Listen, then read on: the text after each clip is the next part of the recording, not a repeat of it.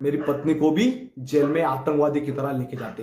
वो गद्दार, जो गद्दार बैठे पुलिस वाले, वो प्रशासन जो सैनिकों के साथ खड़ा होता है, वो सैनिक की तरह कोई आवाज नहीं उठाने के लिए तैयार था, क्योंकि हम लोग सभी लोग गुलाम हो चुके हैं। इंकलाब जिंदाबाद। उसमें ये कहने वाला हूं कि हमारे देश के जवानों के साथ किस तरह लगातार अधिकारी द्वारा शोषण किया जाता है। हमारे देश की मीडिया, हमारे देश के नेतागण, उस नेता लोग जो हमारे देश को गुलाम बनाना चाहते हैं, हमारे सीएम साहब देवेंद्र फडणवीस जी, जिनको मैं अभी तक भगवान के रूप में समझता था, पर ये भगवान नहीं, ये बिल्कुल अलग स्वरूप में दिख रहे, और इसीलिए उनको मैं अभी जवाब देना चाहता हूं। हमारे देश के जवान का आप कलंक नहीं मिटा सकते। हमारे देश के जवानों को अगर न्याय नहीं दे सकते, तो हमारे देश में हम सैनिक गुलाम है क्या? ये सबसे बड़ा प्रश्न चिन्ह है। और हमारे जो हमें नोटिस भेज के रखा है, जो अपने पावर का दुरुपयोग करते, जो नेता तो बने और नेता के चक्कर में लोगों को गुलाम बनने के लिए इन्होंने छोड़ दिया लावारिस की तरह। अपनी पावर का दुरुपयोग करते हुए पुलिस प्रशासन किस तरह अपना पावर का दुरुपयोग करते हैं और हाथ में नोटिस देते हैं। मैं कहता हूं हमें देशद्रोही बना दो। ये पुलिस जिसने हमें एक आतंकवादी की तरह यहां से उठाया था, ये पुलिस जो मुंबई पुलिस वहां बैठी है, ये जवानों को आतंकवादी की तरह ऐसे खींच रही थी। ये देवेंद्र फडणवीस जो बना है मुख्यमंत्री नाम के लिए, पर ये मुख्यमंत्री के काबिल नहीं है। ये हाफिज सईद से भी नीचे वाली स्तर पे गुजर चुका है ये नाम फडणवीस। और जो रक्षा मंत्री लेकर, हमारे देवेंद्र से लेकर ये पूरे रक्षा मंत्री जो बैठा है ना, वो भी जवानों का शोषण नहीं रोक सकते।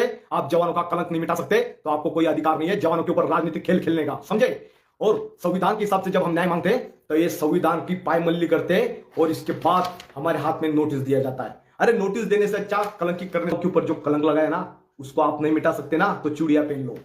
और हमारा जनरल जो खामोश की तरह, लाचार की तरह वहां बैठा हुआ है, बेगम बादशाह की तरह यहां खेल रहा है, इसको ड्रामा बंद कर दीजिए। अभी नोटिस दिया है, मुझे नोटिस दिया है, न्याय तो नहीं दे सकते पर नोटिस दे रहे। ये अभी मैं मराठी लैंग्वेज में बोलूंगा तो ऐसे शब्द निकलेंगे कि इनकी आंखों से सिर्फ में, समझे? इस वीडियो को उन नगीनों तो पहुंचा देना, और कार्यकर्ता भी ज्यादा से ज्यादा पहुंचे। देशद्रोही होगा या तो ये देशद्रोही हो गए, ये साबित करके दूंगा एक सैनिक आपको। सैनिकों के साथ इन्होंने कैसे भ्रष्टाचार, कैसे करप्शन किया है, सैनिकों के साथ किस तरह आतंकवादी की तरह ट्रीट किया गया है, ये दर्द चंदू चौहान आपको बताएगा।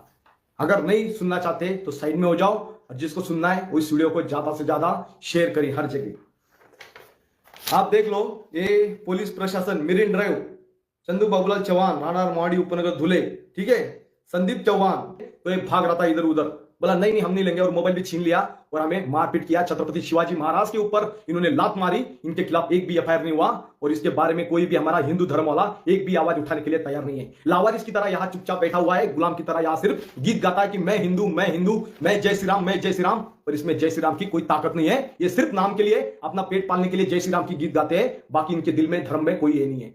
हमने छत्रपति शिवाजी महाराज का छावा का मूवी देखा था, कल ही देखा मैंने, मेरा खून खुला था, क्योंकि मैं इस मामला से हूं।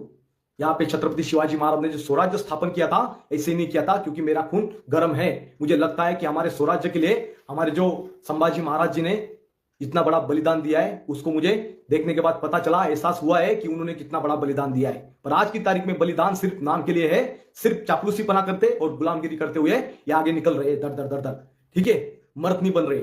और जो मीडिया इन्होंने खरीद लिया, स्ट्रीम मीडिया, सारी मीडिया, ये लावारिस की तरह इनके पीछे आगे पीछे तलवे चाटने के लिए निकल जाती है। अभी ये देखिए, मेरिन ड्राइव महाराज जी ने अभी नोटिस दिया है मुझे घर पे, अभी जस्ट दिया है।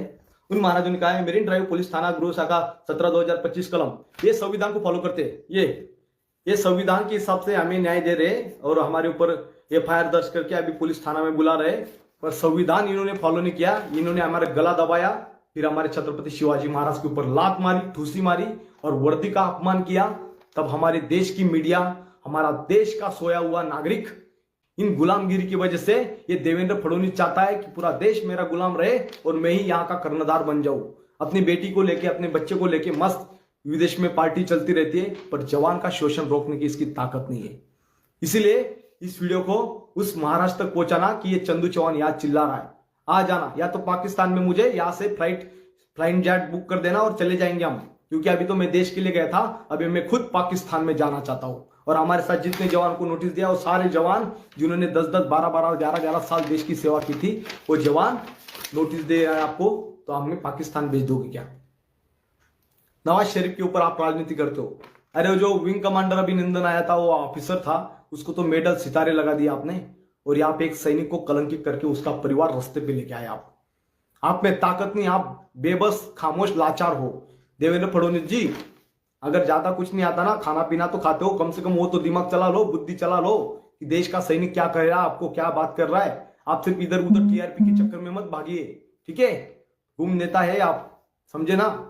आप में वो ताकत नहीं है, आप सिर्फ नाम के लिए सीएम हो, सीएम की तरह रहते नहीं आप में सीएम की ताकत नहीं। आप सीधा सामान्य नागरिक की बात नहीं सुनते, एक सैनिक की बात नहीं सुनते, तुम जनता की क्या बात सुनोगे। तुम सिर्फ अपने ऊपर सिर्फ राजनेता करोगे, वो कार्यकर्ता इधर मेरा कार्यकर्ता, और लोगों को मूर्ख बनाओगे। खुद वकील है, एडवोकेट है, उसको पता है किसको कहां फंसाना है, किसको कहां चिल्ला देना है। क्योंकि मैं चिल्लाऊंगा, आपको कोई फर्क नहीं पड़ने वाला है। देवेंद्र फडणवीस जी, आप सिर्फ नाम के लिए मुख्यमंत्री हो, सीएम हो, आप सिर्फ टीआरपी के लिए बड़े बड़े अभिनेताओं के पास जाओगे, वहां तस्वीर खींचोगे, दांत निकालोगे और आ जाओगे, समझे। यही आपका काम है, इससे ऊपर आप कुछ नहीं कर सकते। आपने कभी बॉर्डर पे सरहद की, देश की हिफाजत नहीं की थी, हमने किया है आपकी हिफाजत, पर हम ही को आपने ठूस रहे। आप में ताकत नहीं है। अगर आप में ताकत नहीं तो बाहर मिलता है ऐसे डालने वाला, पता है ना, वो डाल लो, मस्त लगेगा। और किसके साथ षड्यंत्र करते हो, करप्टेड लोगों को सारे अपने अंडर ले लेते हो, फिर आप देशभक्त बन जाते हो। और यहाँ पे सैनिक जब न्याय चाहता है तो आप में ताकत नहीं होती, आप मुंह पे ऐसे ताला लगा लेते हो और दांत निकालते अंदर हंसते रहते हो। यह आपका खेल है, राजनीतिक खेल। जिस तरह जवानों के ऊपर राजनीति खेलते थे, अभी जवानों को ऊपर ही राजनीति खिलवाना शुरू कर दिया आपने। इसलिए इस वीडियो को उन गद्दारों तक पहुंचाना जो देश के गद्दार यहाँ आते हैं बड़े बड़े भाषण ठोकने के लिए। वो गद्दार जवान को अरेस्ट करते हैं, वो गद्दार 2 साल के बच्चे को पुलिस थाना में लेके जाते हैं, वो गद्दार मेरी